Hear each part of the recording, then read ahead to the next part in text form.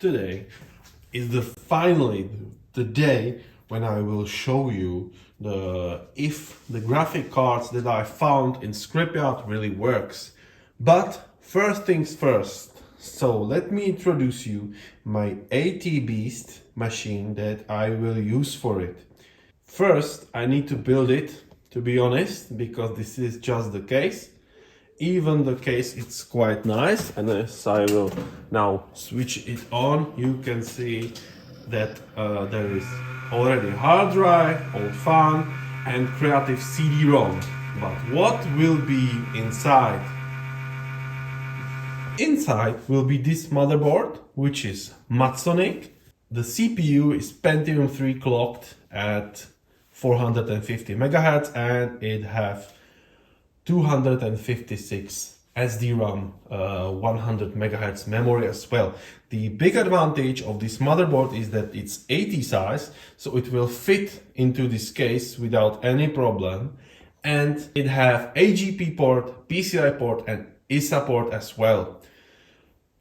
Unfortunately, I don't have any cables for it, so I will probably struggle to find out some USB ports and COM ports. What I don't have is audio ports, but I will find it or I will buy it later on. This is about testing the graphic cards and its performance. So I really feel that the Pentium 3 450 MHz is more than suitable for all of these three cards. Maybe it's a little bit overpowered, but we will see in the benchmark. So I just now opened the case that you can see what's hiding inside. So as you can see, the motherboard is already fit. So the computer is now switched on, and let's see. Okay, so the picture is quite more bright, and you can see here some interference. Let's try to play Need for Speed 2, the special edition. Yes, you can see the performance. Of course, this is not like graphic is not like 3DFX, but GX2 4 megabytes is more than okay for Need for Speed 2 special edition. Probably it's okay for also games that require better graphics, but I will just not try it anymore. So this is quite okay. DX, and I play it under 2D. It was quite so, and same is this case. So this is quite okay. It's quite playable, but the frame rate is not what I will say perfect. The resolution I set to 640, so let's try it even more. And now you can see that the the gameplay is really not smooth, even in the software. So I think the average FPS is just below 15, which is almost no playable.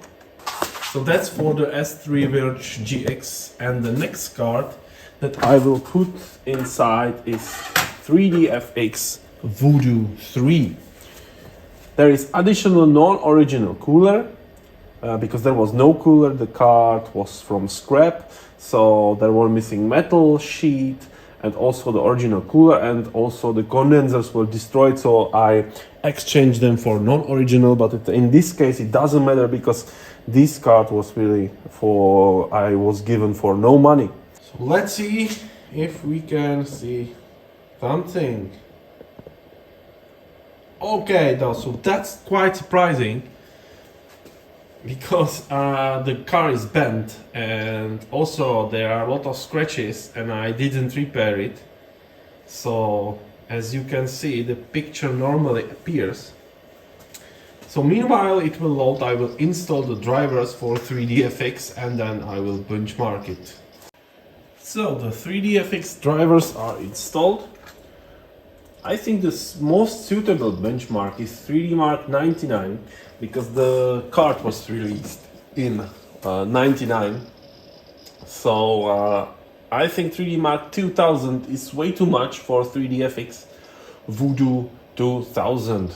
So we will see the performance. So you can see that the benchmarking seems to be quite well. The frame rate is more than I experienced with Voodoo 2, and also the CPU is Pentium 3 450 MHz, which I think is matching the power of the Voodoo 3. I believe that the slower CPU can cause some tearing in some games and can struggle. The drivers, what I'm using, as I told you before, I have Windows Millennium installed, which I personally don't like, but they were on that hard drive. So I just install and reinstall drivers for the motherboard, for the Li chipset that the motherboard have. Of course, you might see that there is a double socket for the CPU, but that's just that you can choose between Celeron or Pentium Celeron socket 370 or Pentium 2 or 3. Pentium 3 is supported to maximum speed 600 MHz. So this is the basic one, the 450 MHz, but as I told you, it doesn't matter because I think this is more than okay for the Voodoo 3 graphic card. And personally, I didn't like the other Li chipset back in 2000 or earlier, because in compare with Intel, it was not so compatible. It was much more cheaper.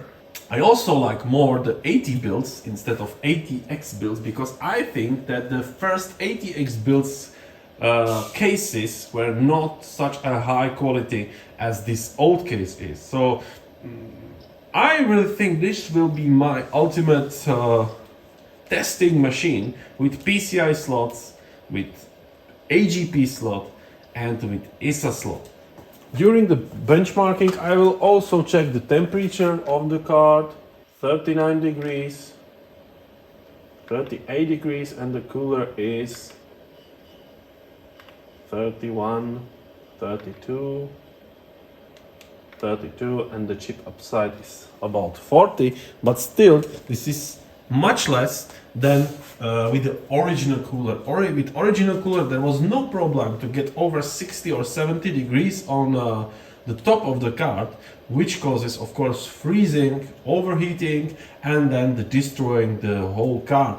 So I don't understand why during the testing they said, okay, let's leave it to 70 degrees, this will be completely okay. And this is even more crazy for the 3DFX Banshee card, which was predecessor of this 3DFX Voodoo 3 card, which was slower than Voodoo 2 and overheats really like hell. So there was no problem to get over 80 degrees, which was really crazy, because on many of the Banshee cards you can actually just see that the PCB board turned from green color to brown color due to the overheating. So I really don't understand, and I think that the cooler from socket 7, which was useless, there's a hole in it and so on, and I didn't have fun, is more than okay for Voodoo 3 card, and I will leave it there.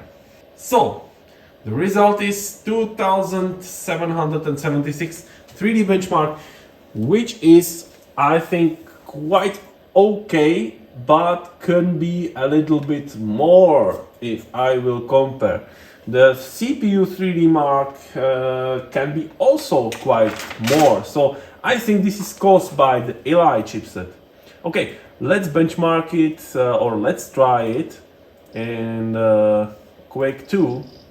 Of course, just now I selected the software render, but I will change it to 3DFX OpenGL, and I will max it a little bit. Yeah, this is really big difference, and the frame rate is just crazy. This is over 60, I will say, because Voodoo 3 was launched later than Quake II was, so yeah, this is really very nice. and very playable even when loading. I'm not using any capture program for this PC because then the frame rate will just simply drop because it will use the CPU approximately minimum 30% of its performance. So that's why I am just filming it on the camera, but I think you can see it. Okay, let's try the benchmark. So just now you can see it's performing the demo quite fast.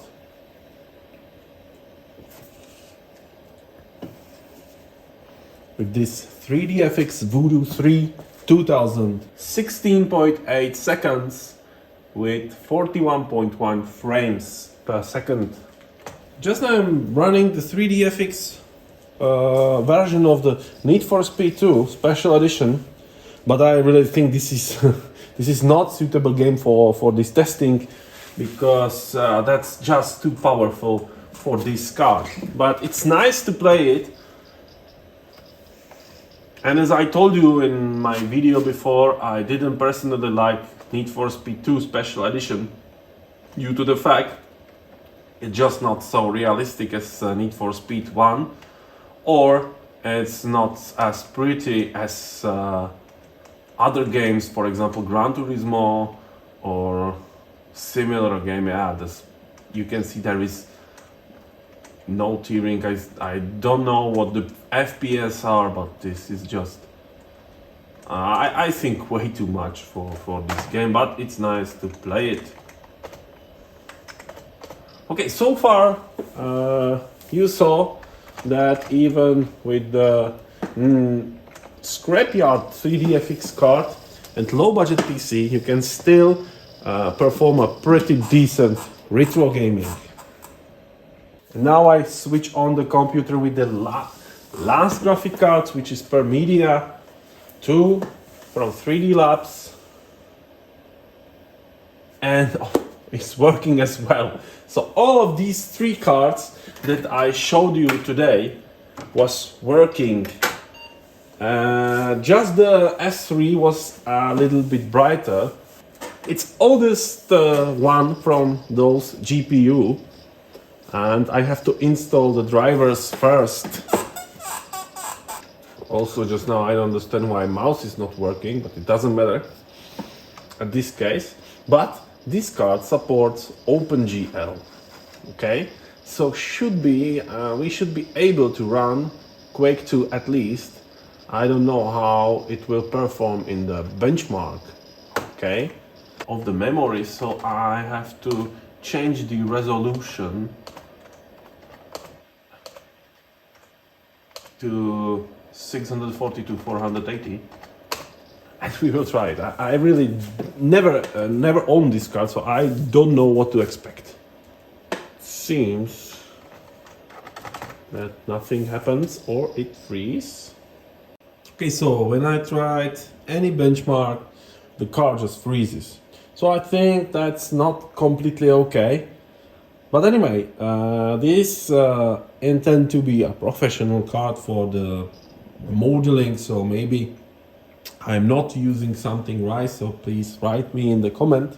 So that's all I wanted to show you today. So you saw my new computer for the testing AGP PCI cards. Next time I will try to put in this computer the more powerful graphic cards, which is Radeon 7000 64 megabytes and this 64 megabytes version of GeForce 2 MX 440, which I also get from the scrapyard. And this is really interesting. I don't want to say that every item I get from the scrapyard, but many of those items were actually for free. And this channel is about to make a performance for the least money the most exciting way. Thank you for subscribing and see you in the next video.